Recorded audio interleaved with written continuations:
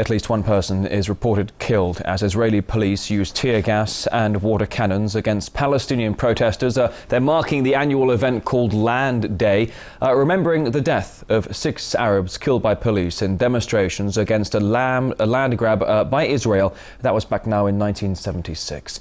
There have also been various reports of unrest at checkpoints in the West Bank. RT's Paula Slier is at one of them now and joins us live. Paula, we've seen the footage of armoured cars, tear gas, water cannons being used, now getting reports of 130 people wounded across the West Bank. What's the latest from your location now?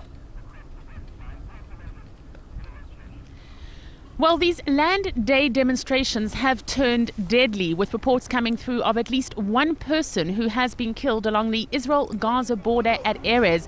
That is according to Palestinian sources, and we're also hearing from the Red Cross that says more than 130 Palestinian protesters have been injured across the West Bank. Now, I'm here at the Kalandia checkpoint between Jerusalem and Ramallah, where the situation remains incredibly tense. The protests started just after midday today, Friday, and although demonstrations often happen here at Kalandia, today they are particularly fierce and they started earlier than normal. Now, throughout the last few hours, there have been ambulances scurrying forwards and backwards carrying the injured. We know that some people have been seriously injured. The Israeli police have been responding with rounds of rubber bullet and tear gas. They've also been using a vehicle to spray water cannons at the protesters, but they've also emitted a device that has this awful smell, and that has been in an effort to try and push the crowds you see behind me further into the city of Ramallah. They've also activated a machine that emits this very high sound frequency, that too in an effort to get protesters to disperse. At the same time, the protesters themselves have been hurling huge chunks of concrete at the Israeli border police. We're witnessing the same kinds of scenes at other checkpoints across the West Bank, because the West Bank at this stage is in shutdown. Now, elsewhere in Jerusalem, Israeli police are on high alert. We know that there have been scenes of violence, arrests and unrest at the old city of Jerusalem. In the West Bank, we're hearing reports of an 8-year-old who has been injured. And as I mentioned earlier, at the Israel-Gaza checkpoint, reports of at least 5 people injured and reports of 1 person killed.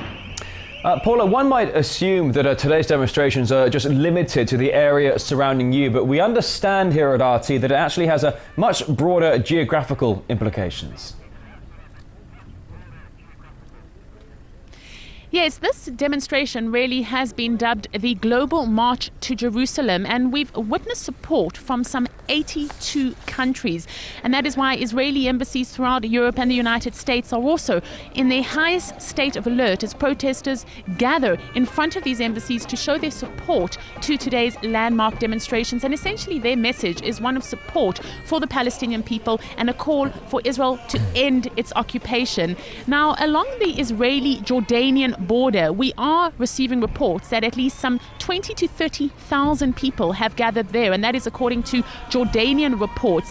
There are as of yet no reports of violence coming out of Jordan, but we do understand that the situation there is incredibly tense.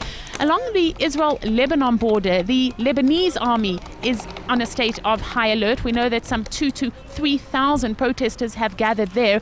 At the moment, the mood there is rather cheerful. We are witnessing scenes of families who've gathered along the border, waving Palestinian flags, really to mark their support for the Palestinian cause. And also participating in these demonstrations is a group that is calling itself Jews United Against Zionism, and they too are Jewish supporters of the Palestinian cause who've been holding up Palestinian flags and showing their support for these Land Day commemorations.